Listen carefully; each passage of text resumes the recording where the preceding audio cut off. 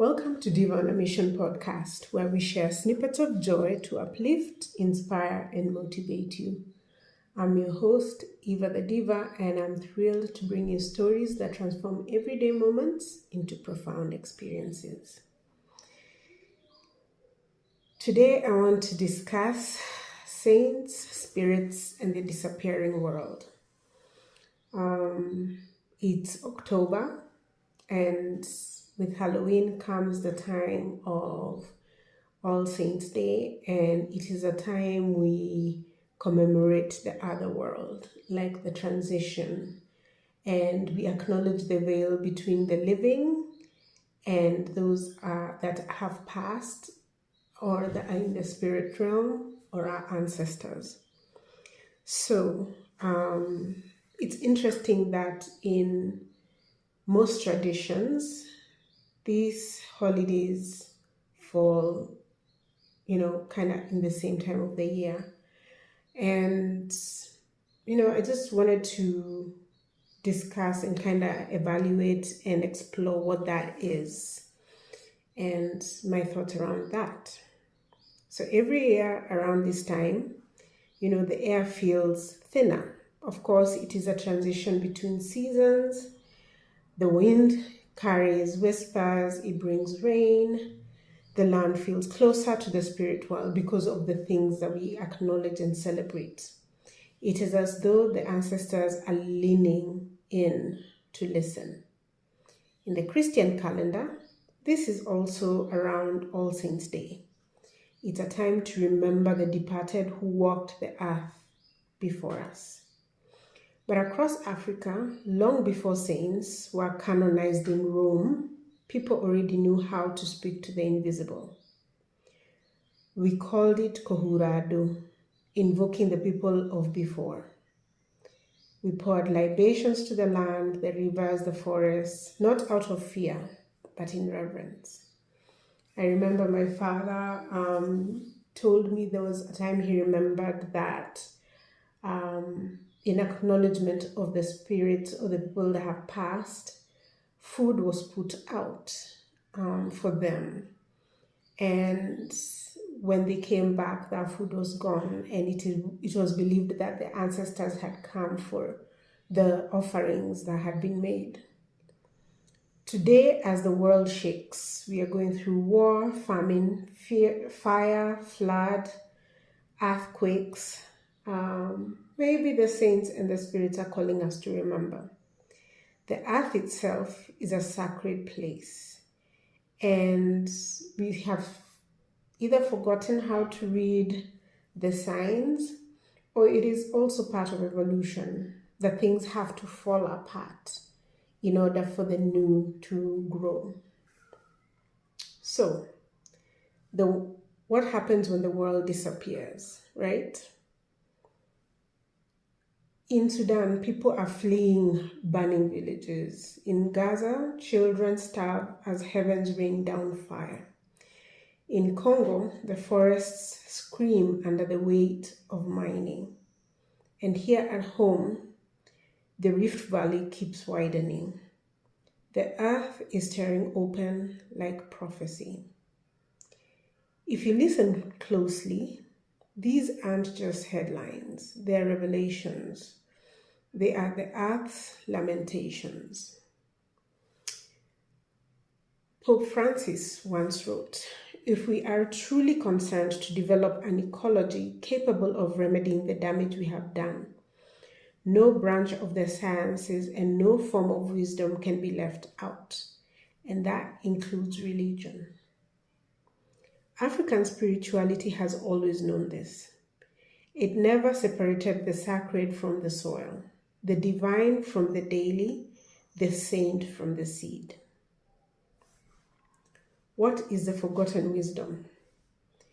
In Kikuyu cosmology, Gai, the creator, lives upon Kirinyaga, Mount Kenya. When the mountain hides in clouds, the elders say Gai is resting. When it clears, they say Gai is watching. In Yoruba belief, the Orishas embody elements.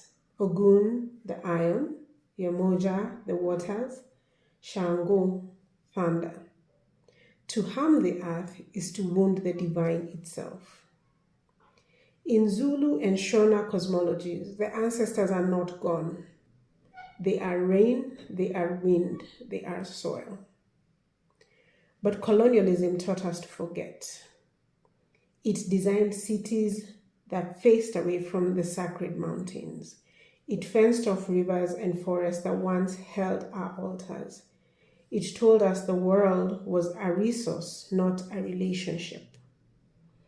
They taught us to extract from the earth for coin, for paper money. They taught us to extract at the expense of our health, our relationships, anything that was there to sustain us, to help us heal, and to make us whole. And now the saints we once knew, human and non-human, are disappearing with it. So what do we need to know? All Saints' Day reminds us that holiness is not limited to stained glass. Our saints are not only those canonized. They are the farmers who bless their seeds, the mothers who whisper prayers into cooking pots, the youth who clean rivers and plant trees in memory of their elders. African understanding of sainthood is not individual glory, it's continuity. You become a saint by serving the whole, by ensuring the circle of life remains unbroken. When we protect the land, when we honor the river, when we call the names of the departed, we participate in what theologians call ecological conversation or ecological conversion, but what our grandmothers simply called respect. So, what do we do with this information? What can we take from All Saints season? As the world itself trembles at the edge of endings, we can reclaim sacred relationships. We can see nature not as a resource, but as a relative.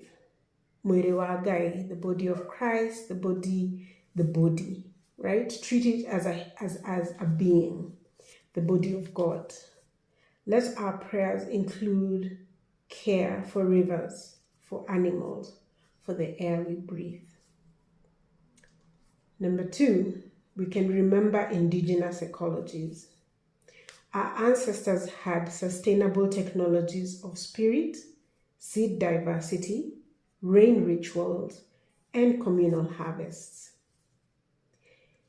They put great importance on reviving these practices. And if we revive these practices ourselves, it is a form of worship and resistance. Number 3, practice spiritual solidarity. In a world that is collapsing in different forms every day, sanctity could be empathy, right? Sanctity and empathy are important. Pray and act for Gaza. Pray and act for Congo. Pray and act for Sudan. Not as elsewhere, but as reflections of the same wound. Act as if those situations there are happening to you. They're happening in your community. Number 4, design for continuity. Whether through art, architecture, or community design, create spaces that honor the seen and the unseen. Let modern design remember the sacred geometries of balance. In other words, don't take anything for granted. Don't drink water from a plastic bottle and just toss that anywhere. And if you do find that bottle somewhere on the ground, pick it up and put it in a place where it will be useful. Use it to collect water for your plants and to, help sustain your plants. Recycle it, right? These are the things we can do. If you find trash where it doesn't belong, pick it up. So everything is our responsibility. Do not leave it there for someone else. So as I close this episode on saints, spirits, and the disappearing world, I want us to remember that we are the bridge.